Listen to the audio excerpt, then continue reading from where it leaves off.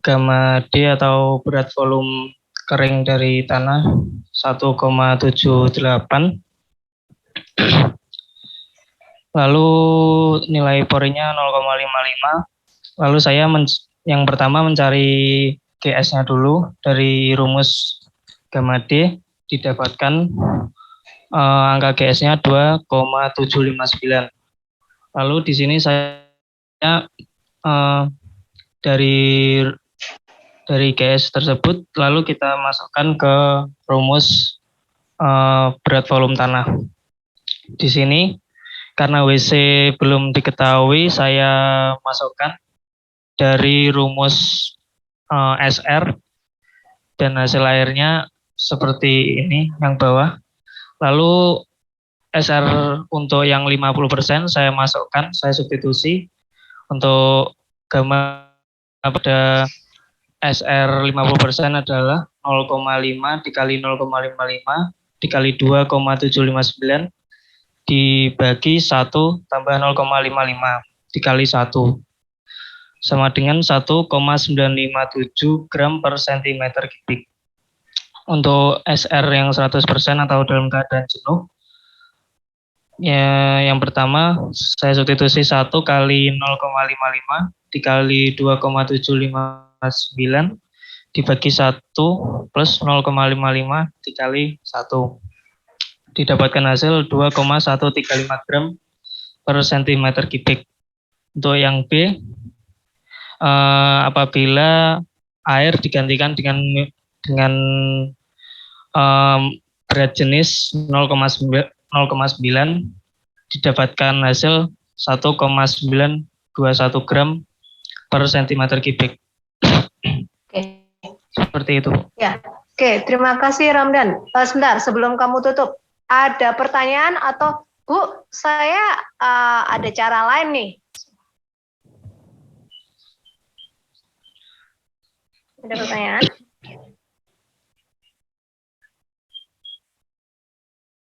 Ya, jadi kalau nggak ada, jadi yang dikerjakan Ramdan udah benar tahapannya. Atau kalau punya cara lain, itu kalian bisa, Ramdan bisa diaktifin annotate-nya Ramdan.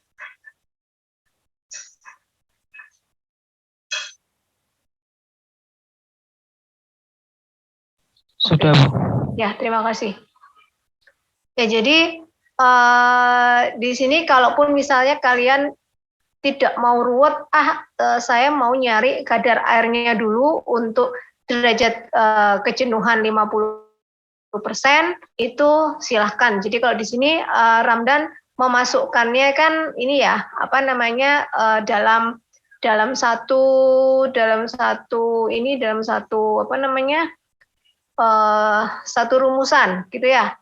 Terus kalau misalnya kalian buat sendiri-sendiri, maka misalnya sudah dapat untuk SR 50%, kadar airnya berapa gitu ya. Misalnya, jadi ada lagi cara, misalnya SR 50% sudah kan, dicari kadar airnya berapa, pakai yang ini, SRE dibagi dengan GS, sudah dapat sekian. Maka bisa saja mencari gamanya ini dari gamma sama dengan gamma D dikalikan 1 plus WC. Ini juga bisa. Kan kita sudah tahu tadi gamma D-nya. Ya, jadi gamma D bisa dipakai untuk mencari GS dalam kaitan kamu mencari kadar air, atau bisa juga dimasukkan seperti punyanya Ramdan, dimasukkan ke dalam formula yang ada hubungan semuanya, kemudian diperoleh gamma untuk masing-masing derajat kejenuhan. Atau cara yang kedua, cari kadar airnya dulu untuk masing-masing derajat kejenuhan, habis itu menggunakan formula yang gamma sama dengan gamma D dikalikan 1 plus kadar air, ini juga bisa, hasilnya sama. Ya, ada pertanyaan untuk nomor 1? Jelas, Bu. Oke. Terima kasih Ramdan. Ya, Bu, izin stop share. Ya. Fadila nomor 2. Eh, Iya Bu, izin share screen Bu. Ya.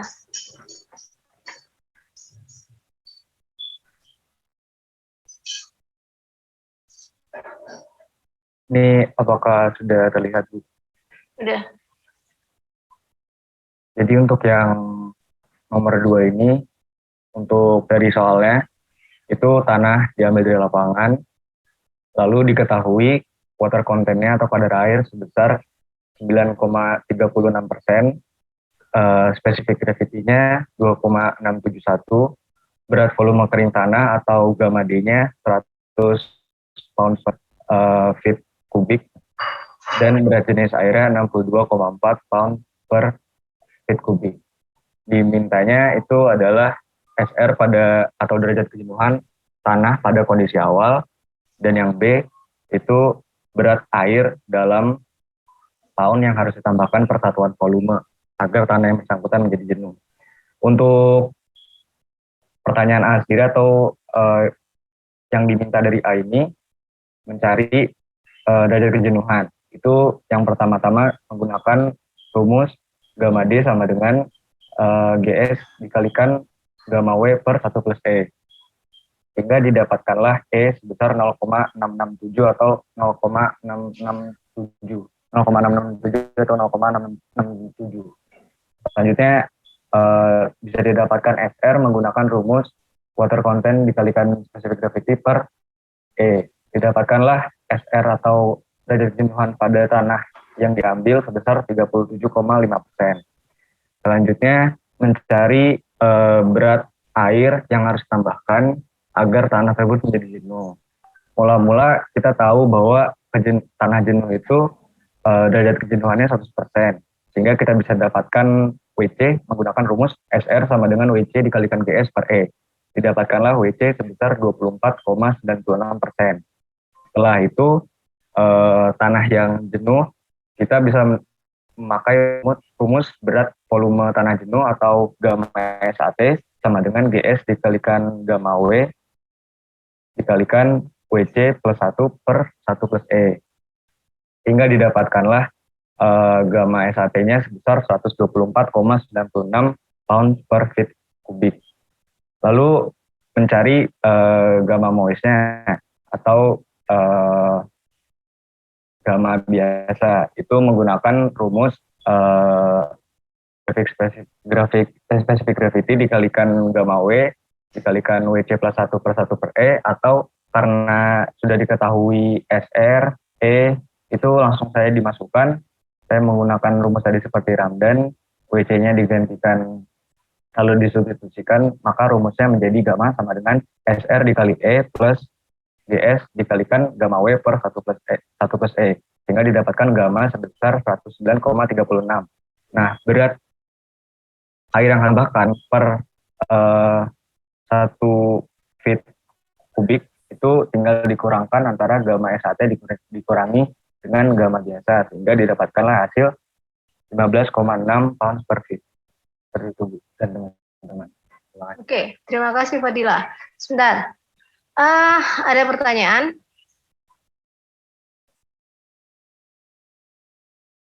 Jadi logikanya berapa berat air yang ditambahkan itu adalah seperti ini.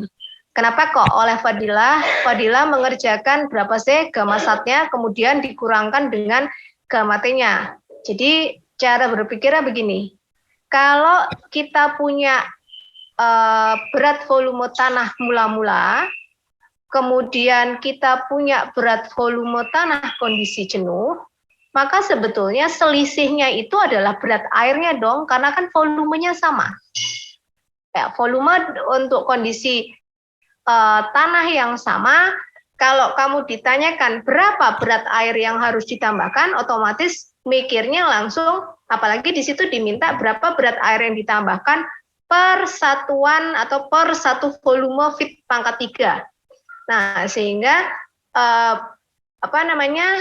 kita mikirnya, oke, saya punya kondisi awal nih, berarti kondisi saya dengan derajat kejenuhan awal yang 37,5%, saya punya gamma T-nya dia berapa? Atau gamma moist tadi yang Fadilah bilang, gamma T atau gamma biasa, berat volume tanah biasa atau berat volume tanah kondisi mula-mula atau kondisi lembab ya, karena kan dia ada airnya, ada derajat kejenuhannya, bukan kering ya, dia ada kadar airnya juga, sehingga itu dicari. Kemudian yang gamma berarti kan otomatis voidnya keisi air semua tuh, voidnya keisi air semua. Nah berarti kalau kamu mengurangkan selisih antara gamma kamu kurangi dengan gamma T atau gamma moist, maka sebetulnya itu sudah menggambarkan berat air yang ditambahkan per satuan volume feet pangkat 3. Jadi nggak usah bingung-bingung, loh ini terus beratnya gimana ya gitu kan, berat yang air yang harus tak tambahkan gimana ya, itu tadi. Jadi logika berpikirnya seperti itu. Ada pertanyaan?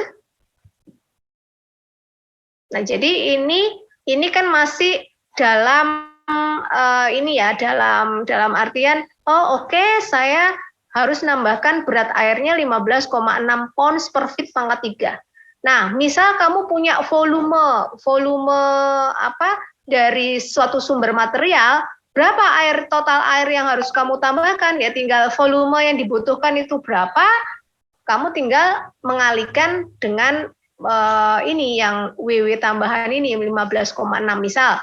Oke, saya harus ngambil di sumber material atau di quarry itu volumenya misalnya 10.000 feet pangkat 3. Nah, berarti 10.000 feet kubik itu saya harus nambahin air seberat apa? Ya sudah 15,6 tak kalikan dengan 10.000 feet kubik.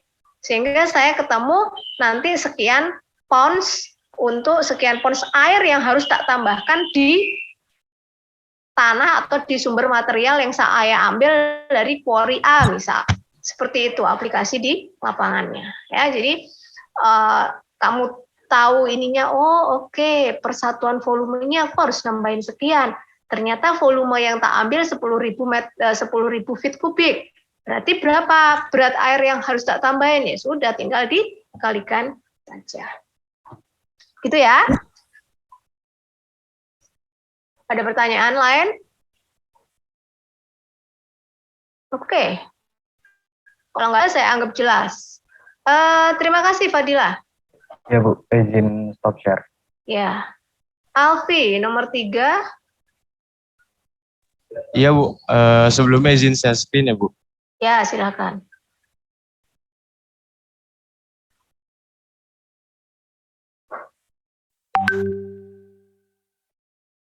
Apakah sudah terlihat Bu?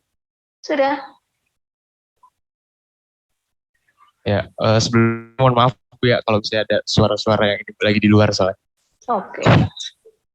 Di sini diketahui ada 2 data tanah galian, yang mana GS-nya Quarry 1 itu 2,63, angka Pori 1,18, dan kadar airnya 44,3% dengan harga Rp75.000 per meter kubik. Lalu pada tanah Quarry 2 itu ada GS-nya 2,71, E-nya 0,67, kadar airnya 21,5%, dan harganya itu belum diketahui. Nah, pada soal nomor A, disuruh menentukan harga tanah Quarry 2 berdasarkan proporsi pada berat kering pada tanah kondisi awal.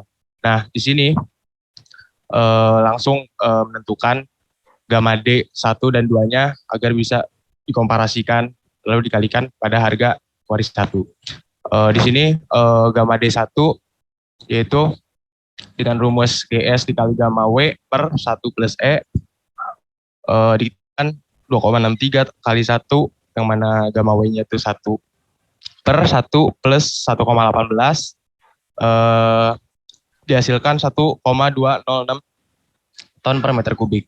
Lalu pada gamma D2-nya yaitu dengan rumus yang sama 2,71 dikali 1 per 1 plus 0,67 dihasilkan 1,622 ton per meter kubik. Maka penentuan harga ini yaitu 1,622 dibagi 1,206 dikali Rp75.000 dihasilkan Rp100.870 per meter kubiknya. Lalu yuk ke nomor B-nya, itu disuruh menentukan tabel-tabel yang kosong, yang mana data-data yang kosong itu ada derajat kejenuhan, lalu ada berat volume tanahnya pada kondisi awal, dan pada kondisi gemburnya yaitu volume berat keringnya. Pada volume berat tanahnya itu maki 1 dengan rumus GS dikali gamma W dikali WC plus 1 per 1 plus E dengan memasukkan data-data 2,63 kali 1 dikali 44,3% plus 1 dibagi 1 plus 1,18 itu dihasilkan 1,740 ton per meter kubik. Lalu begitu juga yang gamma Q2-nya 2,71 dengan rumus yang sama 2,71 dikali 1 dikali 21,5% plus 1 lalu dibagi 1 plus 0,67 dihasilkan 1,972 ton per meter kubik. Lalu pada derajat kejenuhannya itu menggunakan rumus kadar air dikali GS per E. Mana ini kadar air pada ini kuari satunya itu 44,3% dikali GS-nya 2,63 per 1,18 dihasilkan 0,987 itu belum dalam bentuk persen maka diperkirakan 98,7%. Begitu juga yang derajat kejenuhan yang kuari 2-nya 21,5% kayak 2,71 per 0,67 dihasilkan 86,9%. Lalu pada berat volume keringnya pada setelah kondisi gembur yaitu dengan rumus GS dikali kadar air per 1 plus E. Nah di sini E-nya itu kan pada kuari 1 setelah gembur itu 1,5 kali semula. Maka perhitungannya 2,63 dikali 1 per 1 plus 1,5 dikali awalnya itu kan 1,18. Maka ditemukan 0,95 ton per meter kubik.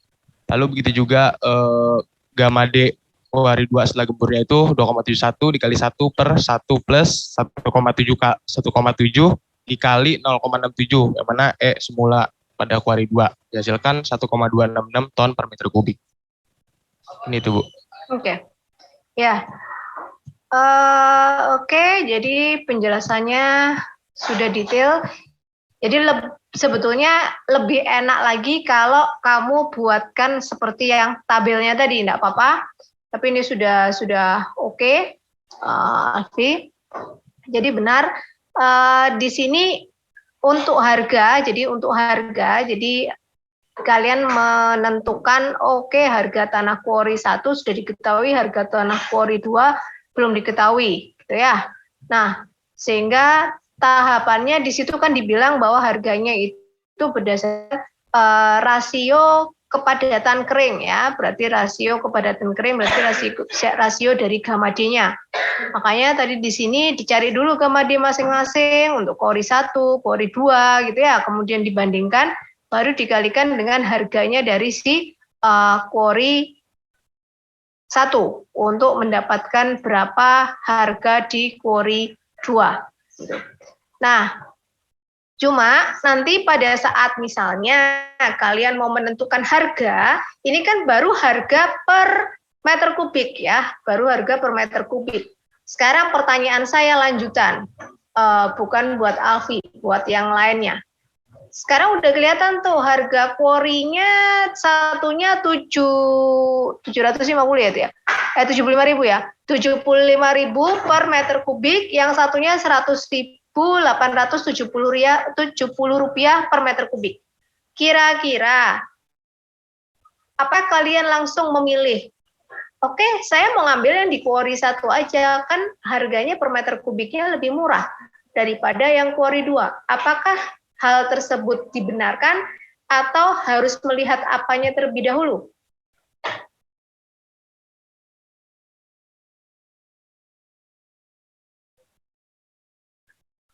Kalau kira-kira ya, Ochan?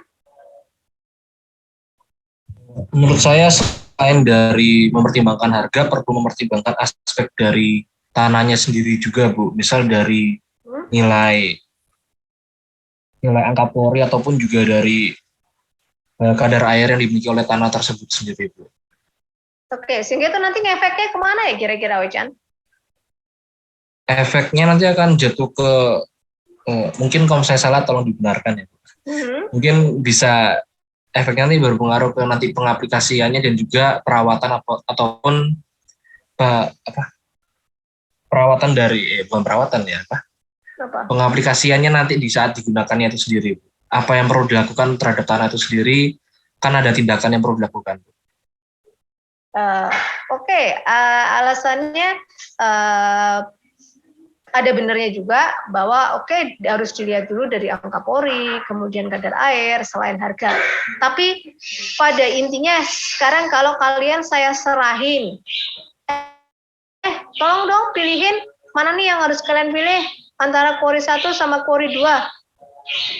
Selain yang dibilang Ochan tadi, kira-kira hal apa yang menentukan, yang paling menentukan, oh iya, sudah benar yang dibilang Ochan bahwa parameter-parameter lainnya harus diperhatikan terkait nanti untuk aplikasinya. Nah, tapi aplikasi yang seperti apakah selain aplikasi, oke, kalau di pemadatan nanti kalian akan membutuhkan berapa sih kadar air yang harus ditambahin supaya nanti kepadatannya tercapai. Tapi kalau kalian disuruh beli material, kira-kira yang butuh itu butuh tahu apanya dulu nih selain harga?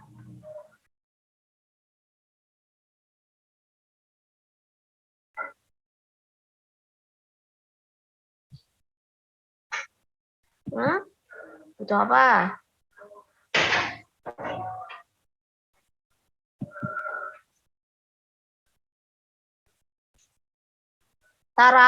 Tara Aisyah. Panggilanmu siapa, Mbak? Tara, Bu. Tara, ayo Tara. Tadi Ochan sudah bilang, oke, parameter tanahnya perlu diperhatikan, kayak kadar air, oke. Tapi kalau kamu disuruh beli suatu material, selain yang tadi dibilang Ochan, udah benar yang Ochan bilang, oke, tapi itu next-nya. Tapi pada saat kamu mau beli barang atau mau beli material, itu apa lagi sih selain harga yang harus dilihat? Mungkin tanahnya nanti ingin fungsinya sebagai apa gitu, Bu. Ini sudah jelas untuk tanah uruk, wes. Sudah saya tentukan itu untuk tanah uruk. Berarti apa yang perlu kamu tahu? Untuk menetapkan, oh, aku ngambil yang kori 1 aja. Oh, aku ngambil yang kori 2. Apa ya?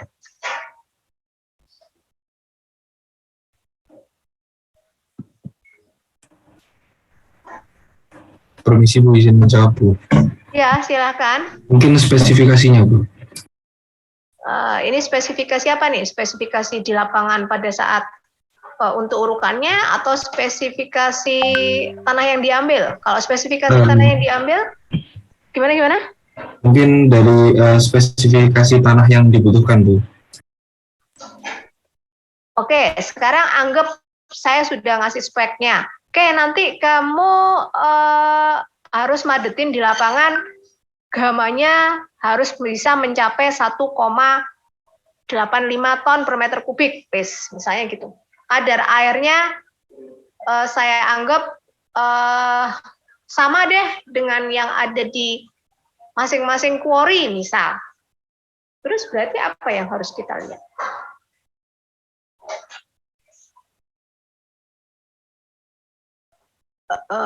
Firman Syah. Ya Bu, izin jawab. Mungkin yang perlu dipertimbangkan lagi itu jarak antara quarry yang sumber tanahnya sama proyeknya nanti Bu. Oke, itu juga termasuk harus diperhatikan. Tapi kalau saya skupnya saya kecilin, saya cuma terlepas jarak itu pasti ya. Jarak itu akan ada biaya tambahan lagi, biaya tersendiri. Tapi kalau saya hanya ngelihat dari biaya materialnya tok aja, kira-kira apa lagi yang harus tak perhatikan? Sudah benar yang dikatakan jarak, oke. Terus properties atau speknya, oke, udah benar semua.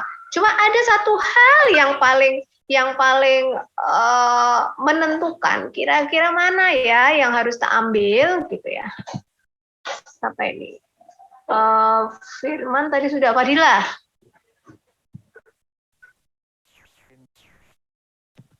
Tadi terlepas dari spesifikasinya, ini mungkin Bu, jenis tanahnya yang harus dilihat juga. Kalau di quarry, oke, quarry jenis tanah, iya. Jelas jenis tanah untuk material urukan itu biasanya ada spek khusus gitu kan. Itu larinya hampir sama ke spek. Kira-kira ada lagi nggak yang lain? Yasmin atau Nizar ya saya manggil? Yasmin, Bu. Yasmin, oke Yasmin. Mungkin dari budget atau biaya yang tersedia juga. Dari budget, oke. Nah sekarang, oke, kamu bilang dari budget yang tersedia. Berarti kan kalau dari budget yang tersedia, kamu mau menentukan quarry 1 sama quarry 2, tapi kamu sudah tahu nih quarry 1 harganya lebih murah daripada quarry 2. Apakah terus kamu langsung menentukan, ya sudah, aku ngambil quarry 1 aja. Kan harganya lebih murah. Ya apa coba? Bener nggak? Apakah saya selalu bisa mengambil harga per meter kubik yang lebih murah? Tapi kan tadi teman-teman yang lain udah bilang, enggak Bu, selain itu ada lagi parameter-parameternya harus dilihat. Oke, spesifikasi teknisnya harus dilihat, jarak ininya harus dilihat. Ya, tapi terlepas dari semua itu, spek, jarak, kemudian budget, yang paling kelihatan dari sini, kira-kira yang paling berpengaruh apa ya? Fahmi ya? Kalau menurut saya Bu, mungkin ini Bu, berat volume tanahnya Bu. Jadi semakin, menurut saya semakin tanah itu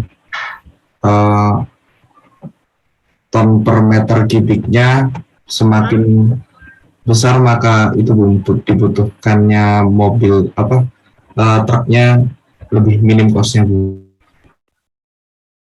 Oke, Fahmi juga sudah oke. Sebetulnya ada sedikit yang hampir jelas nanti kebutuhan ngangkut truknya itu butuh yang kapasitasnya berapa, terus rate truknya itu harus bolak-balik berapa kali untuk misalnya ngangkut, atau kamu butuh berapa total truk yang harus kamu itu nanti.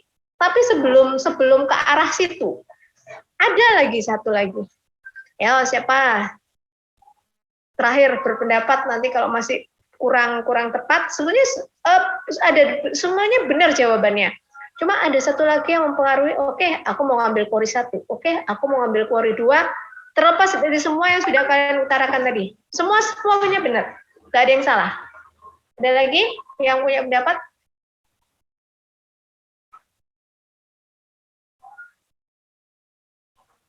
Ayo apa?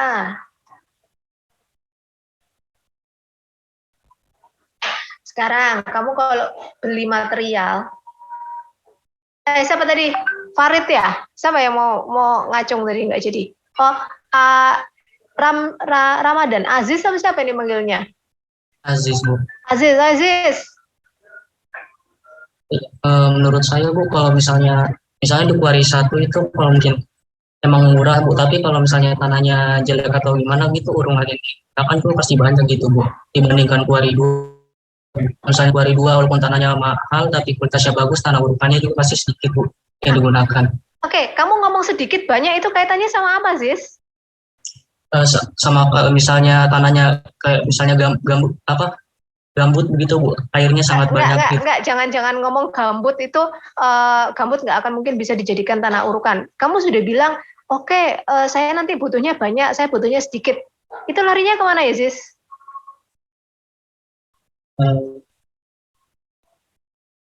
Nah, sudah tak kasih clue. Ya, Erlangga. Permisi Bu, mungkin kalau boleh menjawab.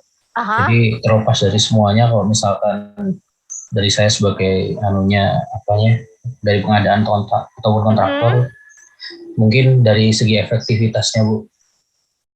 Jadi dari keefektivitasan yang pertama, misalnya kalau dari quarry 1 yang seperti bilang dari Aziz Ramadan tadi, terlepas dari kalau misalkan tanahnya jelek, terus mau seberapa banyak pun kita mengirim tanah atau membeli tanah itu, nanti sama aja kalau misalkan jelek tetap timbun.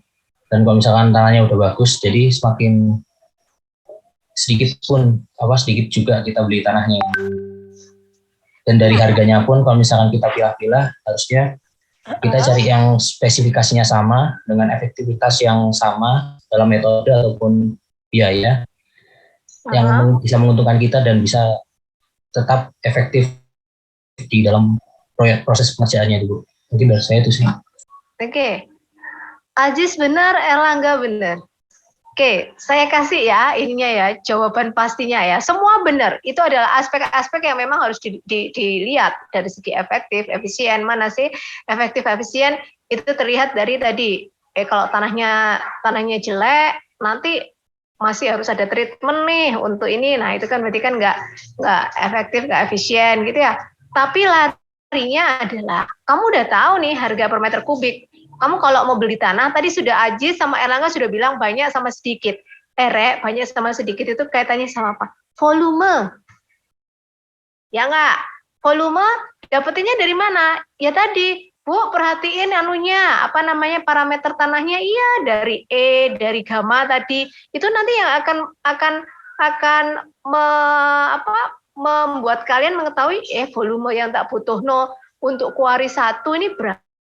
Untuk kori 2 berapa? Untuk saya masukkan atau saya urutkan ke area proyek saya. Nah, berarti kan kalau ternyata yang volume 1 itu saya butuhnya lebih banyak daripada volume 2, maka setelah saya kalikan dengan harga per meter kubik, yang kamu cari atau yang kamu pilih adalah yang paling murah.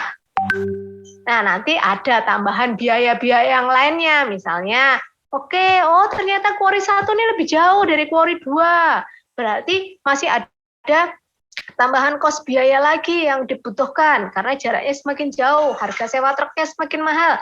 Nah, itu yang pertimbangan-pertimbangan lagi yang akan menentukan kapan kamu pakai kori 1, kapan kamu pakai kori 2.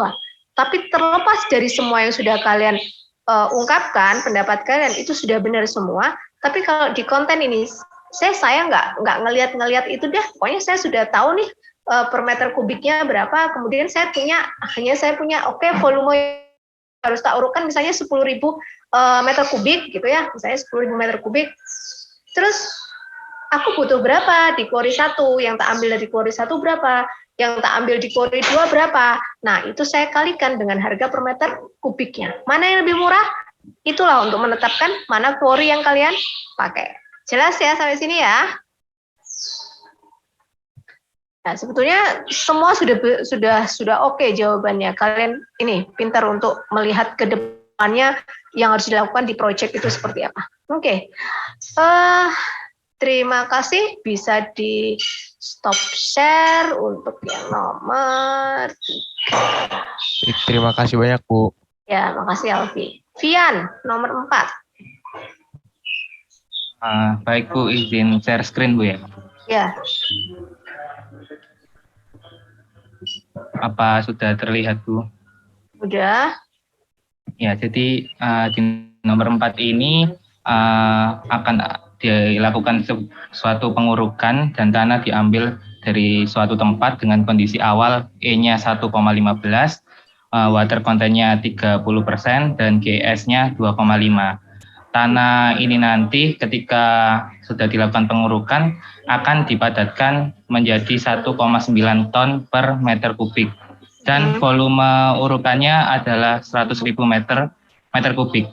Yang ditanyakan adalah berapa besar volume tanah awal yang volume tanah untuk dilakukan pengurukan dengan volumenya 100.000 meter kubik ini tadi. Jadi di sini saya mencari nilai dari E untuk urukannya dulu. Saya menggunakan rumus gamma sama dengan GS dikali 1 per WC per 1 plus E uruk kali gamma W. Lalu didapatkan E uruknya adalah 0,71. Lalu di sini saya mengasumsikan bahwa VS atau volume solid dari tanah kondisi awal dan ketika sudah dipadatkan itu sama. Jadi didapatkan rumus volume void awal per E awal sama dengan volume void uruk per E uruk. Dan didapatkan persamaan volume void awal sama dengan 1,15 volume void uruk per 0,71. Ini persamaan ini saya simpan. Lalu kita lanjut ke tahap berikutnya, yakni untuk mencari VS. Kita tahu bahwa GS sama dengan gamma S per gamma W. Karena gamma W-nya 1, gamma S kita dapat 2,5. Gamma S sendiri merupakan WS per VS. Dari penjabaran ini didapatkan persamaan lagi, yakni VS sama dengan WS per 2,5. Lalu kita ke tahap berikutnya, yakni gamma atau berat volume kering tanah uruk. Rumusnya adalah gamma uruk per 1 plus WC. Kita dapatkan nilainya 1,46147. Dari penjabaran lain dari rumus gamma di uruk, kita dapat WS per V uruk. Dengan nilai yang sama, WS-nya WS per volume uruk sama dengan 1,46154, dan volume uruk kita tahu adalah 100.000. Jadi WS-nya adalah 146.154 ton. Ini untuk WS-nya. Lalu karena kita tadi dapat persamaan yang awal, yang kedua maksud saya, VS sama dengan WS per 2,5, kita dapat nilai VS sama dengan 146.154 per 2,5, yakni 58.461,6 meter kubik.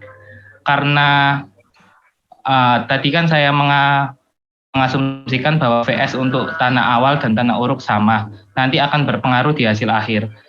Lalu untuk volume tanah uruk sendiri, kita sudah tahu volume tanah uruk yakni 100.000 dan volume solidnya adalah 58.000 sekian. Kita dapat VV uruk atau volume void tanah uruk adalah 41.538,4 meter kubik.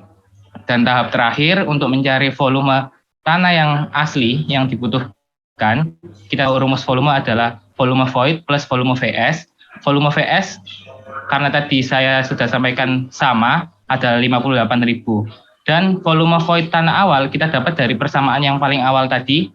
Ini kita masukkan ke sini 1,15 volume void uruk per 0,71. Dan volume void uruk sendiri sudah ditemukan, yakni ini 41.000 sekian. Kita masukkan ke persamaan dan didapatkan volume tanah yang dibutuhkan adalah 125.742,1 meter kubik. Seperti itu. Oke, sebentar Vian.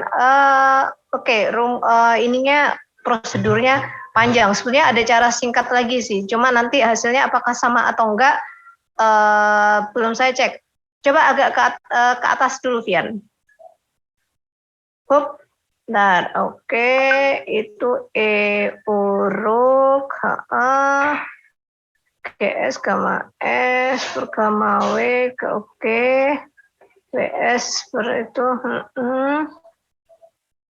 Oke, kalau dilihat ininya sih sebetulnya sudah oke, sudah benar. Oke, terus ke bawah. Misi Bu, kalau yang cara cepat itu yang perbandingan volume Bu ya? Yang ya. Volume total per 1 plus Per E itu ketemu nggak? Sudah Bu, nilainya juga hampir-hampir sama kan? di hasil akhirnya Bu. Iya. Oke. Nggak, saya pengen ini aja ngelihat ininya. Nggak, tapi sudah benar untuk prosedurnya, tahapannya, maksudnya asumsi-asumsi yang kamu pakai itu udah oke.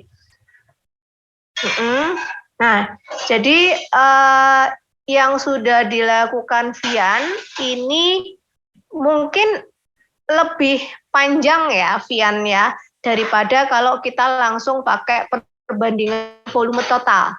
Jadi ada satu lagi mungkin bisa dicoba nanti, silakan. Kan di situ diketahuinya itu adalah apa aja yang diketahui itu kadar air ya. Oke, kondisi awal di korinya oke, kadar airnya 30%, E-nya 1,15, GS-nya sekian, kemudian volume urukannya 100.000 meter kubik, kemudian spek, ya spek yang tadi yang seperti kita bahas, di sini dia mau speknya adalah sekitar 1,9 ton per meter kubik, sehingga nanti diharapkan E tanah uruknya itu adalah yang diurukkan itu adalah 0,71. Jadi sebenarnya ada cara yang kedua yang lebih singkat, walaupun caranya Vian sudah benar dari ininya. Oke. Jadi kalian bisa juga menggunakan perbandingan ini aja. Jadi ini adalah volume quarry-nya. Ini adalah volume urup.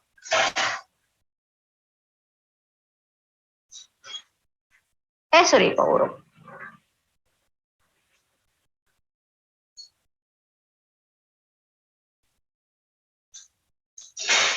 Nah, ini juga yang quarry.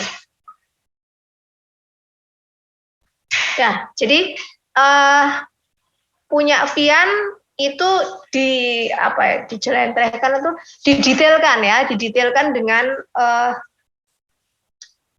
banyak dengan mulai dari perbandingan dari GS kamu bisa dapat WS per VS nya di mana, karena GS adalah dari gamma S per gamma W, di mana gamma W-nya 1 ya, seperti yang tadi sudah diterangkan oleh Vian. Nah, atau kalian juga bisa menggunakan formula yang ini. Quarry sudah tahu ini. Tanah urup sudah tahu dari gamanya ini yang dibuat Vian. Oke, masukkan volume quarry, ini yang mau kita cari. Volume urup yang ini 100.000 meter kubik. Sehingga dengan begini kita bisa dapat volume quarry. Ini adalah cara yang singkatnya atau cara pendeknya. Tapi boleh menggunakan cara yang panjang seperti punyanya Vian. Itu juga logika dari step-stepnya sudah oke. Atau silakan menggunakan cara yang singkat seperti ini juga tidak masalah. Ada pertanyaan? Fadila? Ya Bu, izin bertanya, tadi saya masih rada bingung dan belum ngerti Bu sama formula yang Ibu bikin itu bisa V per 1 plus E. Oke. Kalau kalian ingat yang fase diagram tanah, kan untuk yang volume ya, untuk volume. Ini air, water, solid. Ini volume, kalau tadi kan Vian di breakdown, volume void, volume solid. Kita punya hubungan atau kita punya asumsi bahwa VS sama dengan 1. Ingat ya, asumsi VS sama dengan 1, terus volume void ini sama dengan angka pori, itu adalah untuk mencari hubungan antara parameter. Jadi jangan sampai nanti di sini yang tadi yang seperti yang Vian breakdown antara VV sama VS, terus kamu VS yang memasukkan 1, enggak boleh. Ya, jadi VS-nya sudah benar seperti yang dikerjakan oleh Vian. Jadi dicari dulu berapa meter kubik.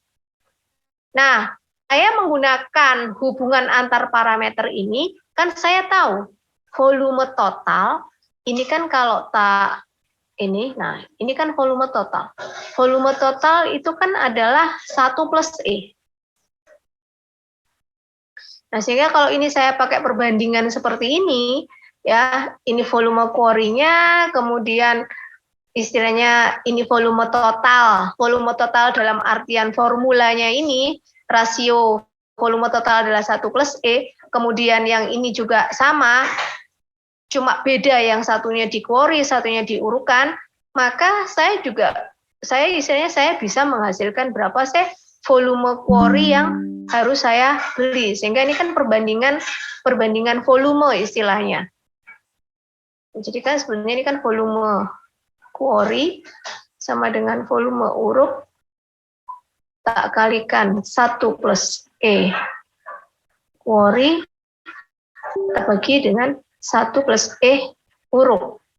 Ya, ini kan sebenarnya sama-sama volume, cuma saya memakai istilahnya hubungan, kalau volume total itu apa sih? Oke, volume total itu 1 plus E.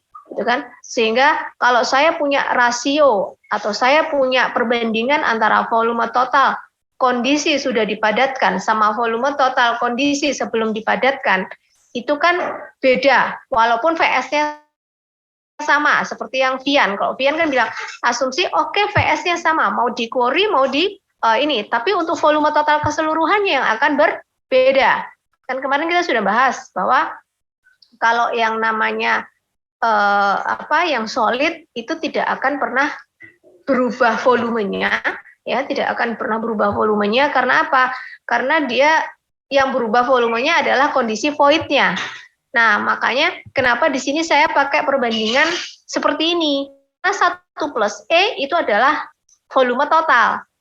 Nah, kan kalau kamu tahu perbandingan volume totalnya di quarry sama volume totalnya pada saat sudah diurutkan, itu kamu bisa mendapatkan volume sesungguhnya yang harus kamu ambil di quarry. Gitu. Baik Bu, berarti Jelas ya? berarti ini hanya menggunakan perbandingan volume aja Bu, nggak ada masukin persamaan kayak gitu. Enggak, ini makanya saya bilang ini cara singkatnya. Tapi kan kontennya karena kita mau cari volume, otomatis kan kita kayak harga tadi ya. Harga tadi kan berdasarkan perbandingan atau rasio berat kering gitu ya. Sehingga kan kamu harus tahu berat keringnya yang di mana, berat keringnya yang di quarry 1 sama quarry 2 itu masing-masing berapa. Baru tahu harganya. Nah, kalau sekarang saya pakai perbandingan volume. Volume setelah tak padatkan di lokasi urukan dengan volume pada saat di lokasi quarry, itu perbandingannya kan ada hubungannya sama angka pori. Kalau di lokasi urukan dengan gamma 1,9 pasti angka porinya menjadi lebih kecil. Terbukti waktu dikerjakan oleh Vian, atau angka pori di lokasi urukan dengan gamma 1,9 dia menjadi 0,71. Tapi pada saat kondisi awal di quarry dia 1,15. Nah, sehingga kan ini kita sudah pakai rasio perbandingan volume. Ini cara singkatnya sih. Jadi kita main pakai perbandingan volume. Kalau kamu mau pakai caranya yang punya Vian yang tadi di breakdown dulu, oke, volume solidnya nanti berapa, kemudian volume voidnya ketemu berapa, sehingga akhirnya nanti ketemu total volumenya berapa, ya boleh. Jelas ya? Iya Bu, jelas, terima kasih. Oke. Ada pertanyaan yang lain?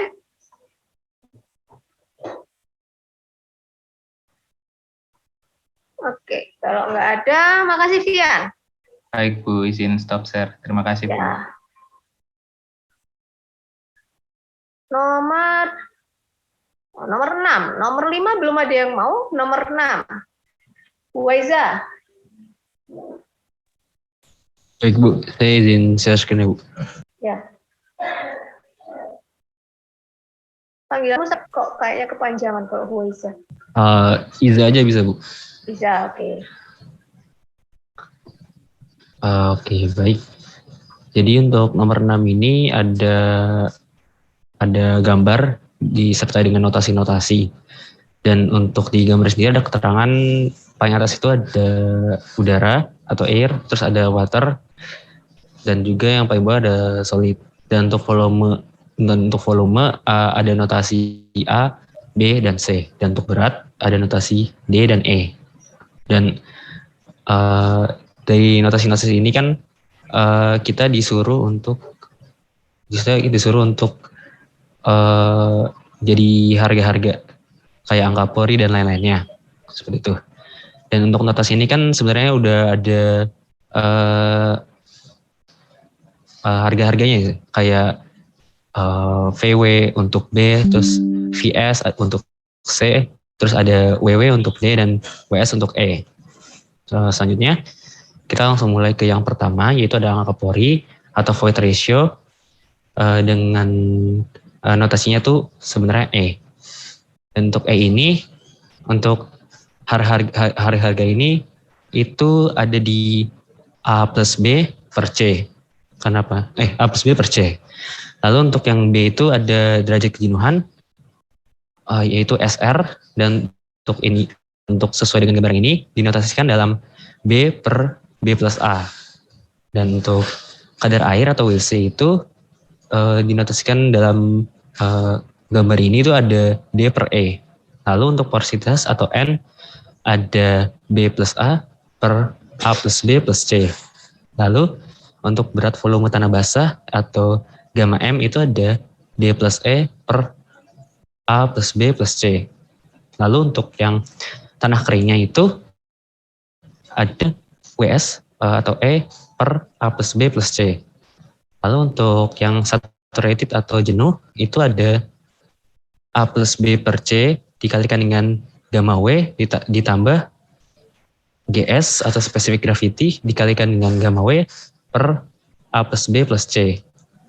Selanjutnya, untuk yang hubungan antara B dan D itu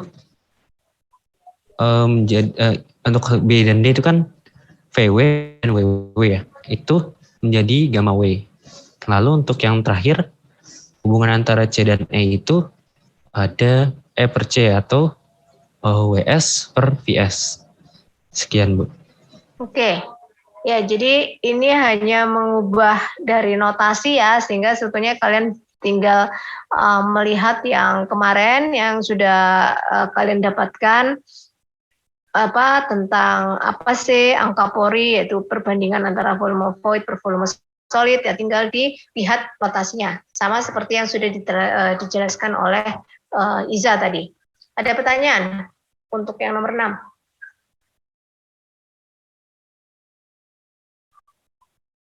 Udah? Oke, makasih Iza. Ini stop ya. Ya. Makasih. Nomor 5, siapa nomor 5? Yang mau nggarap 5 apa sih pertanyaannya?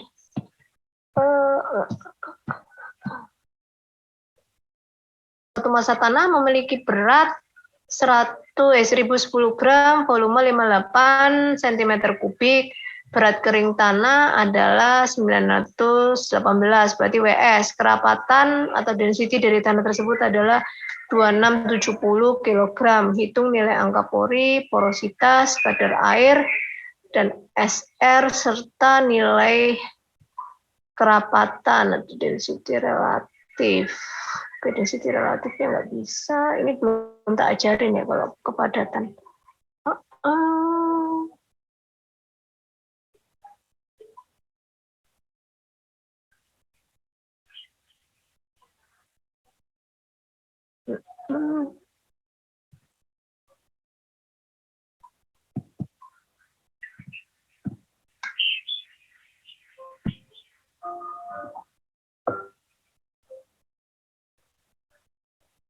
Oke, mungkin kita beralih dulu ke ini ya, karena tadi yang terkait nilai kerapatan saya belum terangkan.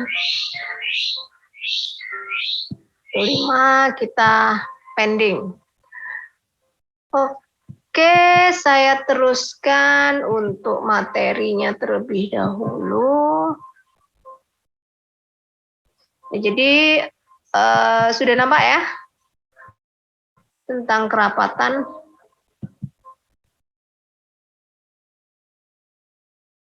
Oke, jadi kalau kalian mendengarkan istilah kerapatan relatif atau singkatannya DR, atau kalau bahasa Inggrisnya atau di handbook itu bilangnya density relatif. Nah, itu adalah untuk menentukan kerapatan tanah atau kepadatan tanah berbutir kasar di lapangan. Jadi ini hanya untuk DR, ya, notasi DR atau parameter DR itu hanya dipakai untuk tanah berbutir kasar. Tidak pernah tanah berbutir halus atau misalnya lano ataupun lempung itu ada parameter DR-nya, ya. Jadi parameter DR ini hanya bisa dipakai untuk tanah sand atau kerikil yang biasanya ada parameter itu. Nah, jadi DR intinya adalah perbandingan angka pori, ya, di mana angka pori Emax dikurangi angka pori tanah di lapangan. Jadi Emax ini di kondisinya kalau di lapangan kita ambil sampel nanti ya pada saat kalian percobaan itu adalah kondisi angka pori tanah di lapangan. Tapi kalau untuk mencari Emax-nya maka biasanya itu tanahnya itu kan harus kondisi paling lepas, jadi agak diurai-urai gitu ya. Jadi bukannya dipadatkan, tapi tambah justru dipecah-pecah begitu, sehingga untuk mendapatkan berapa angka pori maksimumnya. Tapi kalau untuk mendapatkan angka pori minimum, biasanya sampel tanahmu itu nanti kalian harus dipadatkan terlebih dahulu sampai dia benar-benar memang dianggap sudah kondisi yang paling padat. Nah, kemudian dites angka porinya, gitu ya. Nanti bagaimana cara mengetes angka pori? Itu nanti kalian bisa dapatkan di lapangan. Praktikumnya namanya adalah volumetri, gravimetri. Itu kalian bisa mendapatkan tadi gamma, bisa mendapatkan angka pori, kadar air, ya GS. Nah, itu di percobaan itu namanya. Nah, ini cara mendapatkan kerapatan relatif atau density relatif. Nah, di sini untuk menggambarkan tingkat kepadatan di lapangan untuk tanah kondisi atau untuk tanah yang berjenis berbutir kasar, yaitu untuk sand atau kerikil, itu tingkatannya adalah seperti ini, very loose, loose, medium, dense, very dense. Itu adalah untuk tanah yang berbutir kasar. Sehingga di sini juga sudah dikasih tahu rentang density relatifnya itu berapa, antara 0 sampai 15 itu masuknya very loose, misalnya 50 sampai 70 medium. Nah, ini adalah rentang nilai density relatif untuk kondisi kepadatan tanah di lapangan. Tapi beda lagi ya nanti kalau untuk tanah berbutir halus, lano atau lempung, istilah untuk menggambarkan kepadatan tanah di lapangan itu adalah menggunakan istilah konsistensi.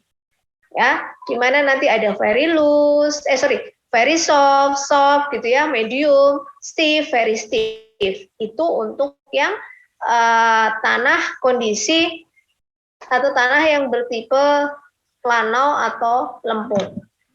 Nah, kita lihat di sini konsistensi tanah. Nah, di sini untuk melihat konsistensi tanah itu biasanya kita melihat sifat kohesif tanahnya itu seperti apa. Di sini dibedakan atau dibagi menjadi 4 keadaan pokok, yaitu keadaan solid, semi-solid, plastik, dan liquid. Keadaan solid, semi-solid, plastik, maupun liquid, ini adalah berdasarkan kandungan atau perubahan kadar airnya. Sehingga kalian nanti akan ada pengujian yang menetapkan kadar air, di mana kalian akan mencari berapa sih batas susutnya. Batas susut berarti dari kondisi padat berubah menjadi semi padat. Berapa sih perubahan batas plastisnya dari semi padat ke plastis, kemudian berapa batas cairnya atau LL, liquid limit, ini adalah perubahan dari plastis ke cair. Ini mulai di kadar air berapa. Ya, jadi SL adalah shrinkage limit, PL adalah plastic limit, sedangkan LL adalah liquid limit. Ya, jadi SL, PL, LL nanti kalian akan temui di praktikum yang namanya Atterberg limit test. Itu semua intinya nyari kadar air. Ya. Nah, ini adalah tes untuk mencari batas cair atau yang saya sebut tadi liquid limit atau LL. LL itu adalah kadar air di mana kalau suatu tanah yang sudah kita campur air, kemudian kita masukkan di alat LL-nya ini ya. Jadi kalian nanti kayak waktu kecil lagi tuh main-main tanah lempung dicampur lagi sedikit air, kemudian kalian masukkan atau kalian letakkan di dalam ini cawannya ini, kemudian kalian gores dengan spatula yang ini. Nah, nanti ini ada alat atau tuas untuk kalian putar. Sehingga apa? Sehingga piringan kuning ini, piringan yang kuningan ini nanti akan naik turun dalam artian berantukan atau berbenturan dengan plat yang ada di bawahnya. Sehingga kalian bisa bayangkan kalau suatu tanah, tanahnya itu lembek gitu ya, kemudian kita kasih goresan, terus kita jedok-jedokan gitu ya, atau kita bentur-benturkan begitu, pasti yang bagian tengah ini akan menutup. Nah, pada saat tanah ini menutup, kalian ukur atau kalian hitung berapa kali sih pukulannya. Kalau ternyata sudah 25 kali pukulan atau 25 kali hentakan, dia nutup, itu berarti nilai LL kalian ada di situ. Nah, habis itu baru kalian cek kadar airnya.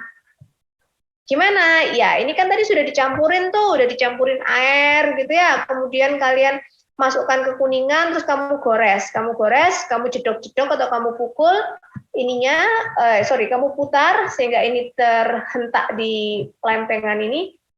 Kalian hitung, sudah 25 kali pukulan, bisa 25 kali pukulan.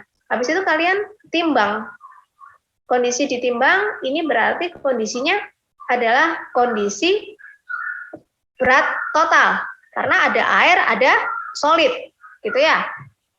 Berat air diabaikan karena, berat udara diabaikan karena sangat ringan, sehingga yang ada hanya berat air dan berat solid. Kemudian nanti kalian akan oven selama 24 jam, kalian timbang lagi. Nah, setelah kalian timbang lagi, yang kalian adalah berat kering. Nah, sehingga dengan rasio WW per WS, kalian akan tahu berapa kadar airnya. Kalian tahu berapa nilai liquid limitnya. Tapi kalau misalnya, kan hebat banget kalau bisa langsung, nyampur, terus bisa langsung ketutupnya ini yang kamu gores langsung 25 kali pukulan. Kadang kebanyakan mah tidak seperti itu gitu ya. Sehingga apa yang harus dilakukan kalau misalnya nanti pada saat percobaan lebih baik mulai, terserah mau mulai dari paling lembek atau paling banyak kadar airnya, ya monggo. Terus nanti tinggal ditambah-tambahin lagi material tanahnya sedikit-sedikit supaya kadar airnya berkurang juga bisa. Atau mulai dari yang kondisinya kering ke yang kondisinya lembek, boleh. Ya. Nah, jadi anggap saya, ingat ya, sekali lagi mau liquid limit kek, mau plastik limit, mau shrinkage limit, itu adalah mencari yang namanya kadar air. Nah, nanti saya dapat nih, ini nilai pukulan saya misalnya. Sekarang saya mau tanya, kira-kira kalau kadar airnya semakin tinggi,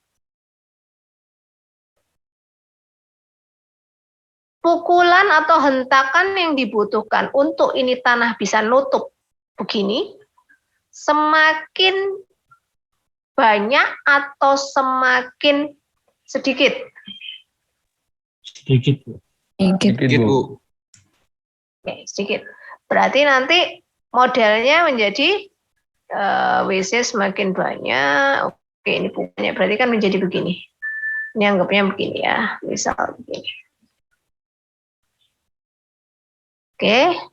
Nah, kemudian saya buat regresi. Anggap misalnya regresi saya begini. Ini pukulan saya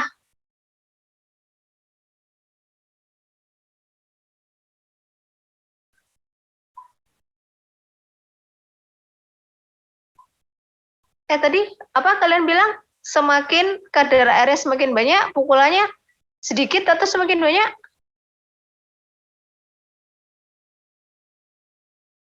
Ya?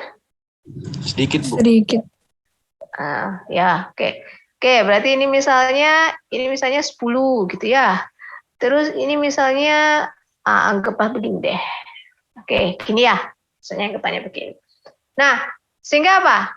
Sehingga kalian butuhnya kan 2 pukulan, padahal misalnya 3 kali sampel yang kalian dapatkan adanya cuma 10, 30, 10, 20 sama 40. Padahal nilai alalnya adalah 25 kali. Berarti apa yang harus dilakukan? Ya, tinggal diplot begini aja. Ini 25 pukulan.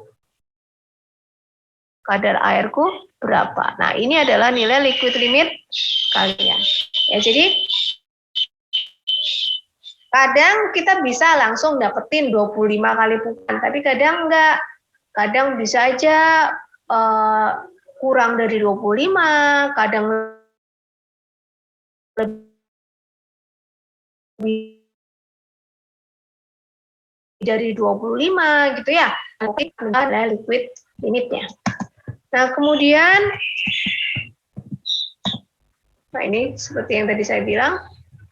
Ya, jadi ini 25, ini dapatnya sekian. Dapatnya sekitar di 18, dapatnya di 22, misalnya dapat di 24, ini dapat 32.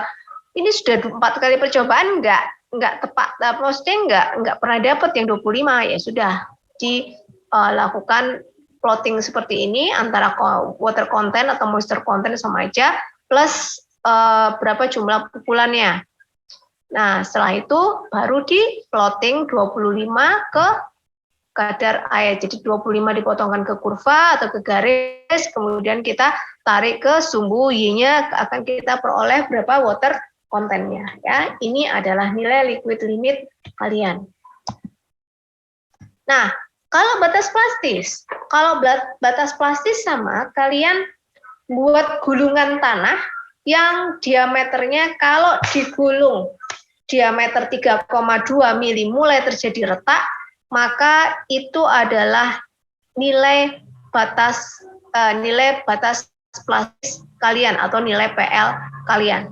Jadi nanti kalian akan bermain-main dengan tanah, gulung tanah sampai kira-kira diameternya 3,2 mulai retak, itu adalah kadar airnya. Nah, ini nanti kadang harus nambahi tanah.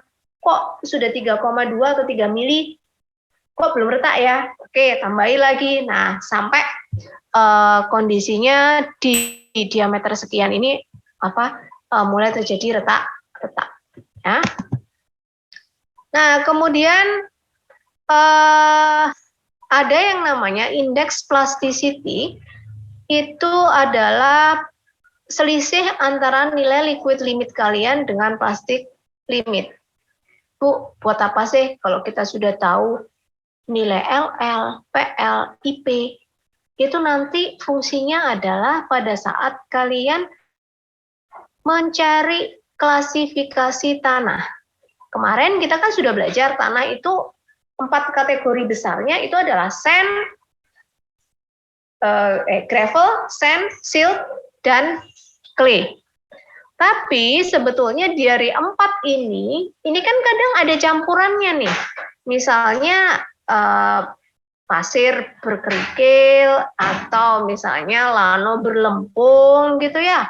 Nah, ini nanti ada kategori-kategori yang kemarin sudah kita sempat singgung terkait bagaimana kita mengklasifikasikan tanah. Kalau untuk di sipil kita akan pakai 2 metode, yaitu USCS dan ASTO. Nah, itulah nanti fungsi dari kalian mencari LL, PL, dan IP. Jadi untuk tahu, jenis tanahku, kalau misalnya dia sand pun, masuknya ini yang bergradasi bagus, gitu ya. Jadi semua ukuran butiran itu ada.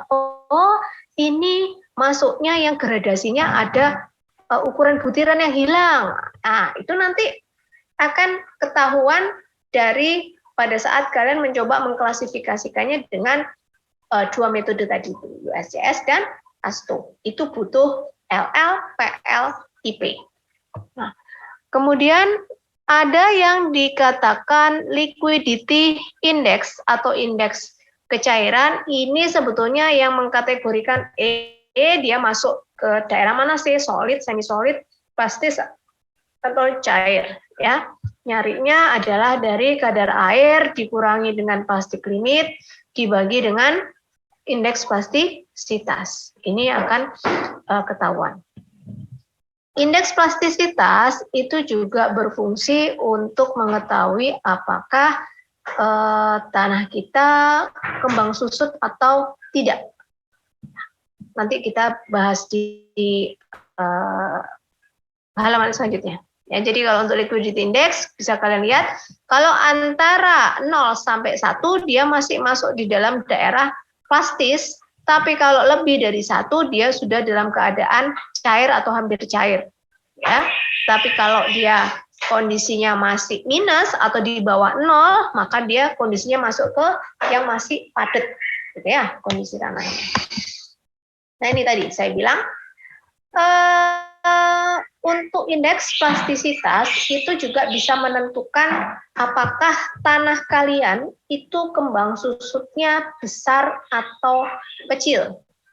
Di awal di minggu yang lalu kita sudah menyinggung terkait mineral lempung, di mana yang mempunyai nilai aktivitas paling besar itu adalah montmorillonate atau bentonite. Ini yang menandakan bahwa kalau lempung kalian mengandung montmorillonate atau bentonite itu memiliki sifat kembang susut yang besar karena aktivitasnya tinggi, nilai aktivitasnya.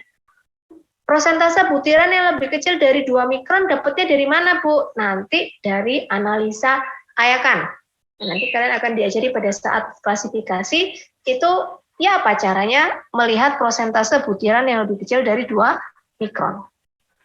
Nah, ini untuk mineral-mineral lempung yang lainnya. Kalau kalian lihat, mungkin kalau illite itu masih hampir mendekati yang montmorillonate ya, dia masih sekitar 1, jadi masih ada kemungkinan kembang susut. Tapi illite, kaolinite, halosite, attapulgite, dan alpine ini masuknya sebetulnya kategori mineral lempung yang tidak mudah kembang susut.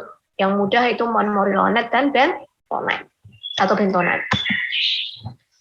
Nah, jadi kalau terkait struktur tanah kemarin sudah sempat disinggung ya, mungkin ini ada sedikit pengulangan sedikit, di mana kalau untuk struktur tanah kalian perhatikan bahwa dia ada geometric partikelnya, kemudian ada gaya antar partikelnya ya, seperti yang kemarin sudah kita bahas partikelnya atau mineralnya apa aja itu kalau yang lempung gitu ya.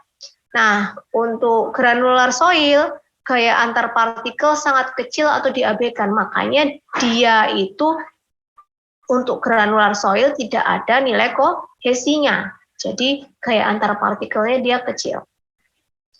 Sehingga struktur tanahnya biasanya sama dengan susunan geometrik partikelnya. Tapi beda kalau untuk tanah cohesive soil, misal lempung. Maka yang dominan dia bukan susunan geometrik partikelnya, tapi yang dominan adalah gaya antar partikelnya atau kohesinya itu tadi.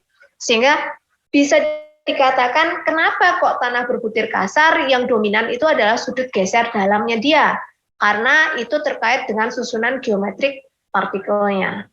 Tapi kalau untuk tanah berbutir halus atau cohesive soil, itu yang dominan gaya antar partikel atau nilai kohesinya.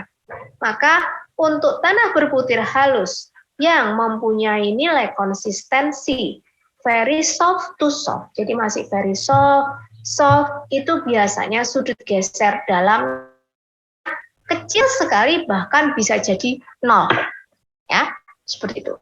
Makanya untuk struktur tanah kohesif dia masih tetap ada pengaruh susunan geometrik partikelnya yang kaitannya dengan sudut geser dalam plus gaya antar partikel yang kaitannya dengan nilai kohesinya dia. Jadi kalau cohesive soil pasti nilai C-nya lebih besar daripada nilai sudut. Maksudnya kalau nilai kohesifnya besar, sudut geser dalamnya pasti ya nggak terlalu besar dibandingkan dengan misalnya begini. Sama-sama tanah sand gitu ya, misalnya untuk gambarannya saya punya sand sama clay gitu ya, saya punya sand sama clay. Ini misalnya sand, ini misalnya clay gitu ya. Saya sand, ini clay. Ini gamma, ini C, ini V misal. Sama-sama gamanya misal 1,7 ton per meter kubik, 1,7 ton per meter kubik. Kalau di sand jelas, ini murni yang sand ya. Kalau ada campuran biasanya dia masih punya nilai kohesi. Tapi kalau benar-benar murni sand atau kerikil tanpa ada campuran clay atau siltnya, dia nggak punya nilai kohesi. Berarti ininya 0. Kemudian V-nya itu biasanya kalau gamanya sekian, ya dia bisa di angka 30, antara 28 lah, antara 28 sampai sekitar 32 derajatan gitu ya, untuk sudut geser dalamnya. Nah, saya punya clay nih, clay oke, dengan gamma 1,7, kohesinya ya ini bisa seputaran sekitar misal 2 ton per meter persegi. V-nya karena 1,7 ini sudah dikatakan medium, dia bisa punya sudut geser dalam. Ini bisa aja sudut geser dalamnya 10 derajat misal. Nah, jadi bisa kalian bedakan ya bahwa kalau yang si clay ini tadi atau tanah berbutir halus, dia itu struktur tanahnya itu tergantung juga dengan susunan geometrik partikel tanah yang bisa kita identikkan dengan sudut geser dalamnya, dan gaya antar partikel yang bisa kita identikan dengan nilai kohesinya atau gaya tarik menarik antar partikelnya. Nah, bisa kalian lihat di sini dia masih punya, gitu kan? Tapi kalau untuk yang sen, jelas dia hanya mengandalkan struktur atau susunan geometrik partikelnya. Makanya di sini C-nya dia 0, tapi V-nya dia besar. Bisa kebayang ya, jadi gamanya sama, tapi nilai C, nilai V-nya untuk tanah berbutir halus, tanah berbutir kasar, itu berbeda. Sampai sini ada pertanyaan sebelum saya lanjut?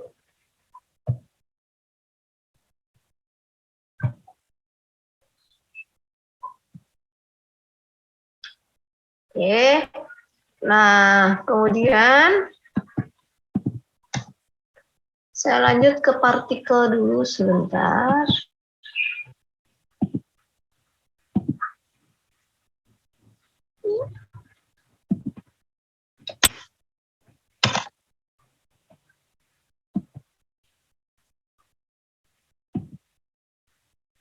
Nah, kalau ini kemarin sudah kita bahas terkait ukuran jiran dari tanah berbutir kasar maupun tanah berbutir halus.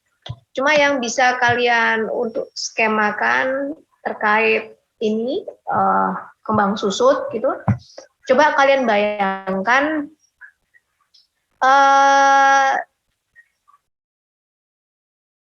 spesifik sebenarnya rasio luas permukaan benda dibagi dengan massa benda. Nah, kalau saya punya kubus 1 meter kubik dengan saya punya kubus 1 cm kubik, maka kita akan lihat berapa C atau berapa besar C spesifik surface yang kita punya. Kalau yang volumenya ini yang kubus 1 meter kubik, belum keser. Oh, sorry.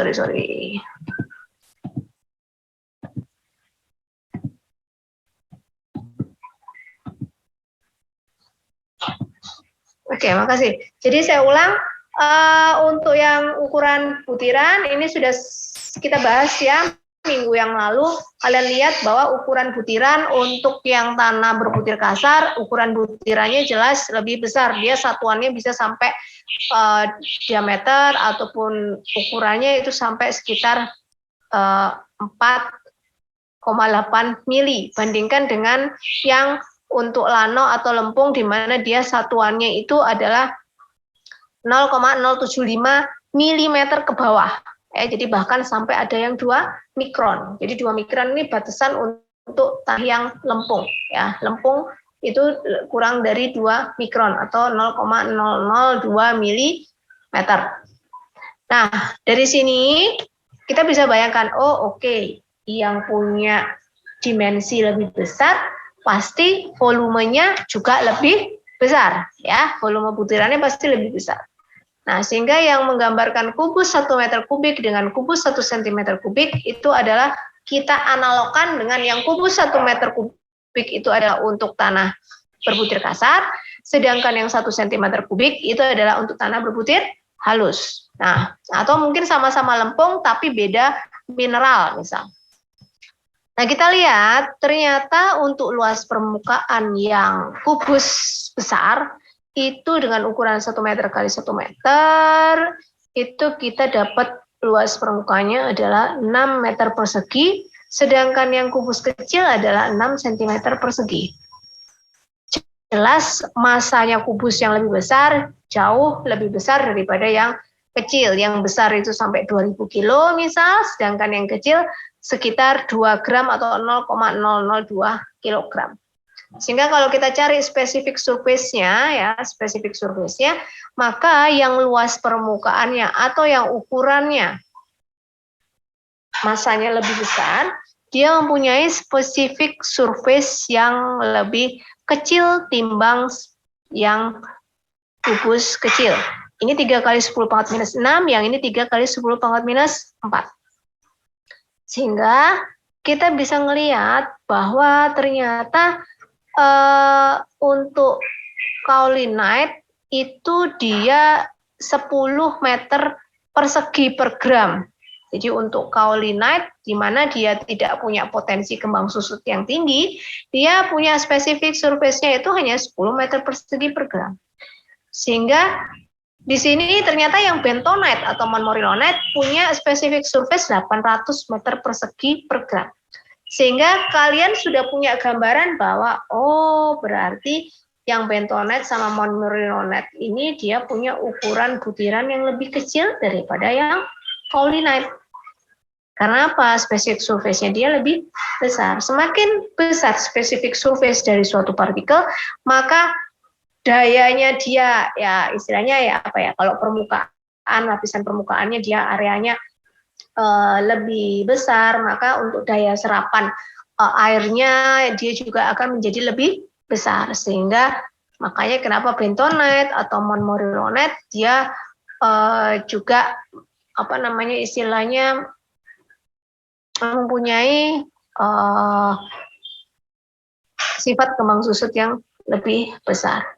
Sehingga kalau kita hubungkan dengan gaya tarik menarik atau gaya tolak menolak antar butiran, di mana kita asumsikan misal gaya tarik menarik atau tolak menolak antar butiran itu adalah 10 pangkat minus 8 Newton per sentimeter persegi luas permukaan butiran, berarti kan sekitar sini 0,0 atau 0,01 gram per meter persegi luasan. Berarti kalau berat sendiri untuk kubus sisi 1 meter itu beratnya 20.000 Newton, sedangkan kita anggap yang ini satunya adalah montmorillonite, di mana dia punya spesifik surface 800 meter persegi per gram, maka dia setara punya berat sendiri adalah 10 pangkat minus 2 Newton. Sehingga gaya tarik menarik atau gaya tolak menolaknya adalah menjadi 6 kali 10 pangkat minus 4 Newton, sedangkan yang ini 8 kali 10 pangkat minus 2 Newton. Kalian bayangkan ini 8 kali lebih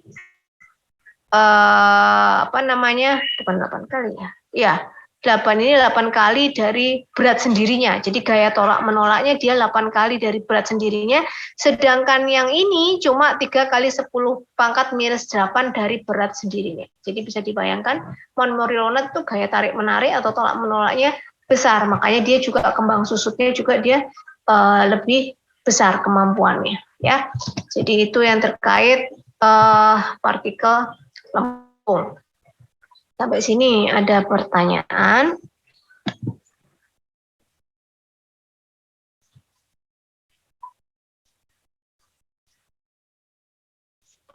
Oke, jadi mungkin sekedar sharing information aja ya untuk praktikum. Kemungkinan karena masa pandemi begini, nanti kalian akan satu kelompok akan dibagi atau akan ada PIC-nya masing. Misal kita nanti ada analisa ada tes analisa ayakan, ada analisa volumetri, gravimetri, kemudian unconfined dan sebagainya. Itu tidak semua kelompok rencana awal ya. Tapi kalau ada perubahan nanti kalian pasti akan diinfokan. Rencana awal itu adalah satu kelompok akan memiliki PIC minimum 2 untuk praktikum-praktikum yang ada di lab. Kecuali praktikum yang di lapangan itu biasanya PIC-nya lebih dari 2, kemungkinan ada 5 orang. Nah, itu kalian harus memvideokan. Jadi untuk teman kalian yang tidak menjadi PIC di misalnya tes analisa ayakan, misal cuma Iqbar sama Hilmi misal. Maka Iqbar sama Hilmi wajib memberitahu kepada teman satu kelompoknya, entah itu nanti berupa video yang kalian share. Jadi video itu nanti kalian harus memvideokan apa yang kalian lakukan, untuk dipelajari oleh teman-teman kalian.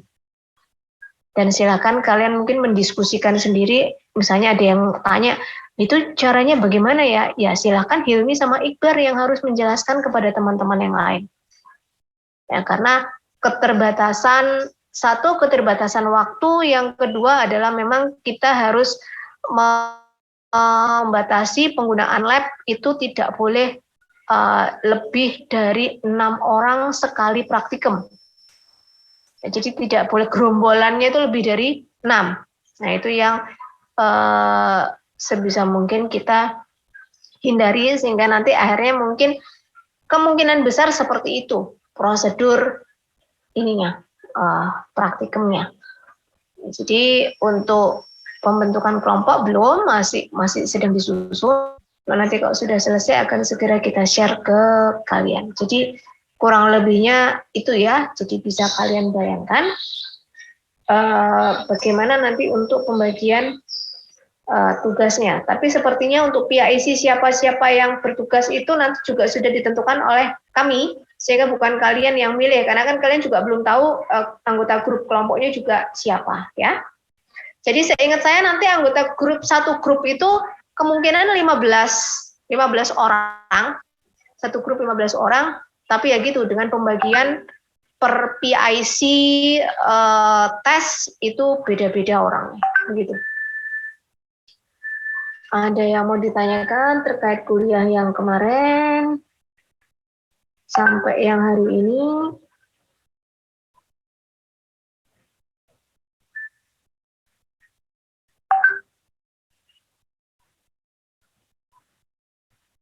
Nggak ada?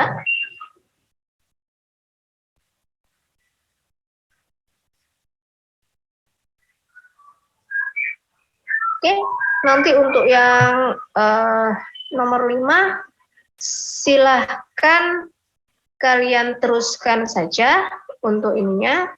Nanti bisa di apa istilahnya, boleh di-share di grup untuk misalnya, Bu, saya sudah jawab, atau misalnya mau japri, gimana jawabannya yang benar seperti apa.